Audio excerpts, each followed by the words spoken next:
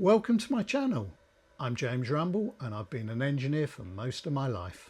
Spending my early years as an apprentice at British Aerospace, I then moved into motor racing, car restoration and general engineering. In my spare time I volunteer at the Mid-Hants Railway, working in the engine shed on full-size locomotives. Most weekends you'll find me down at the Guildford Model Engineering Society or the Great Cockcrow Railway. Now I'm a carpenter, and 12 years ago I started in model engineering. Firstly, I built a 2-inch scale Fowler traction engine, then a 2.5-inch gauge Britannia, and then a 5-inch gauge 9F. Currently I'm building a 7.25-inch gauge Britannia, and that's what we'll be looking at today. Starting a project like this can be daunting. There's an awful lot of metal, an awful lot of parts, and it's very often difficult to know where to start. It'd be very easy to be put off. I know before I'd built anything like this, I would look at these models, not have a clue where to start. How can you build something like this in a shed at the bottom of your garden? But many people have done. There's an old saying, how do you climb a mountain? One step at a time. And that's certainly how you've got to view a project like this. So you start off with drawings. That helps us. Some people create their own drawings. They do all the research, but that seems like far too much work. So I've got a set of drawings here, and there's 29, and each one depicts a different part of the engine. These are full size, these drawings. And this is just one of the 29, and on that drawing that is showing a part of the frames. The most sensible point to start with is the frames, because all the other components hang off the frames. Here are an example of engine frames. These particular frames are for a 5-inch gauge 9F, so a smaller engine than the one we're building. But typically you have a pair of these, and then a series of stretchers that hold the things together. And then once they're complete, you can start bolting all the other bits and pieces on. Your front buffer beam, the rear drag beam, cylinders, wheels, motion. Then I concentrated on the wheels. So it was the driving wheels. And they came as a rough casting that needed cleaning up, machining. The profiles needed machining on. Their cone angles, they all need cleaning up as well, because you get a little bit of hair. It looks like short spiky hairs where it's been cast, so they all needed cleaning up. The balance weights, they needed adding in at different sizes for the wheels. The front bogey was then built up.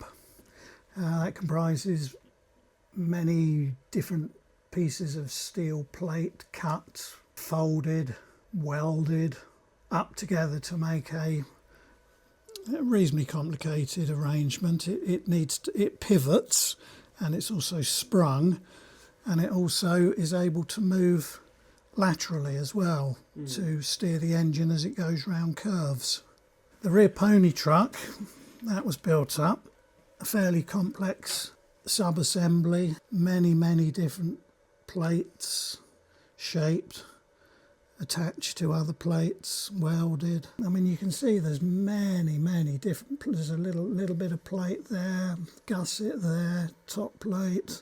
It's a fairly complex arrangement, and then underneath this dust cover you've got the actual leaf spring itself, which again is made out of 13 or 14 leaves.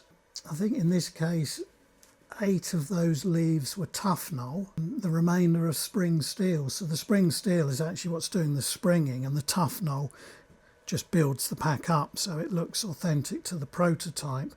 But you couldn't build the whole spring out of spring steel, it would be far too stiff. So the cylinders would have come next. So the cylinder, which is this big block here, was essentially bought as a big cube of cast iron that was then, through many machining processes, crafted into what you see here. Well, you can buy it as a casting, so it'd be a cored casting. So you'd have the basic outside shape, and you'd have a core where the cylinder is, and you'd have a core where the piston valve is. It cuts out a lot of the machining work. The problem is with it is it's not very easy to locate in a machine because none of the surfaces are square and true. If you buy a block of iron, it's square or rectangular, so it's quite easy to set up in a machine. And also it's a lot cheaper than buying a casting, a lot cheaper. It's about a third of the price. You have a piston in here. You have steam coming down through this pipe up here. In here you have a valve, and depending where that valve is positioned, the steam either comes into the front of the piston or the back of the piston. And if it comes into the back of the piston, it's obviously going to push the piston that way. The valve then moves, which then admits the steam to the front of the piston that pushes it this way. That then creates this forward and backwards motion of the piston and the rod, which is then turned into a rotational motion by this connecting rod here. All the shiny bits you're looking at, that's the motion.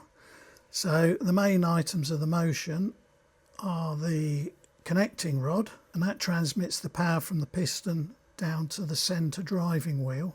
And then you've got coupling rods that run rearwards from the driving wheel and forwards. So these three wheels are all driven.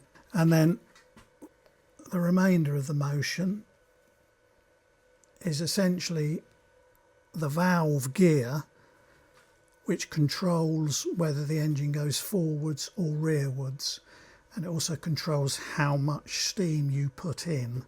When the engine is at a standstill and you wish to pull off, you need the maximum amount of steam into the cylinder to give you that power to pull away. When the engine is moving, by the use of a control in the cab, which is essentially what we're looking at here, that allows you to restrict or shut off the amount of steam being entered into the steam chest.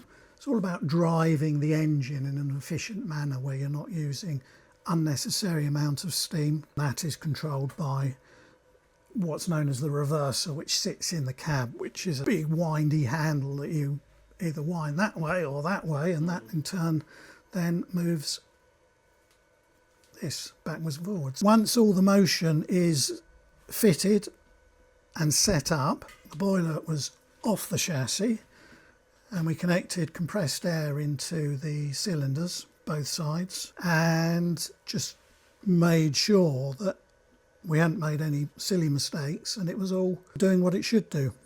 Wheels were going forwards, wheels were going backwards. There's certain points, I think, when you're building an engine, milestones, and that is one of the milestones when you run it on air and you know the thing actually is going to work, or there's no major reason why it shouldn't. So now we're really at the current stage of the build where the boiler, which is a steel boiler, and it was built by Harry Holt, I think back in 91. It's been unused, it's clean as a whistle inside.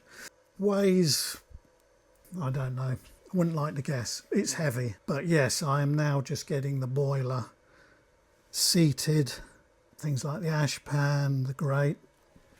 I've got the expansion. Obviously when the boiler gets hot, it expands, so the boiler is fixed at the front on the smoke box saddle, but at the rear there needs to be provision to allow the boiler to expand and contract. So you can't fix the boiler down firmly, but you obviously need some sort of fixing to stop the boiler from just shaking around at the back. We've got these shoes that are attached to the chassis, the frames, and then we've got these sections here that are actually attached to the boiler, and it allows the boiler to slide backwards and forwards, but it won't allow the boiler to move side to side or up and down. So at the front of the engine, we've got the superheater header in there. So I'm just making up the pipe work that connects the superheater to the cylinders, and then we got the blast nozzle in there. So that, what you're holding there, is where all the exhaust from the engine that sits in there like that. So this is all the smoke and steam you see coming out of the chimney. That comes up through there and then out the chimney. It's a very precise diameter of hole and a very precise distance between the top of that and the bottom of the pipe in there. And that is all scientifically worked out so that you create this Venturi effect. So you're creating a vacuum within the smoke box, which draws more warm air through the fire tubes. And then these nozzles here, this is the blower. These are connected to steam that's created in the boiler. When you open your blower valve in the cab, that allows steam to come through this pipe and then shoot out of these pipes. And then these jets, these enhance that vacuum effect within the smoke box. They are a means of building the fire up, rushing things along or helping things along in the combustion process. So on this we've got 2 pipes into the blower ring. Now one of those pipes comes from the cab. The driver will be able to switch on and off the blower as he or she wants. And the other pipe is for when you're first firing up the engine. We can put compressed air in here, which will replicate the blower when it's in full steam. So that one of these we will just use for when the engine is being fired up at the beginning of the day's running. That's why we have 2 of them on there. And that will sit in there like so. Well, I hope you enjoyed that. Not your typical video today. Going forward, I'll be trying to cover each part of the build for you, the machine processes, the fabrication and much more. If you enjoy this sort of thing, please leave a like and consider subscribing to the channel to keep up to date with all my engineering journeys. And if there's anything specific you'd like to see going forward, whether it be the engines or otherwise, please leave a comment, as they're always considered. Thanks for watching and I hope to see you again soon. Bye bye.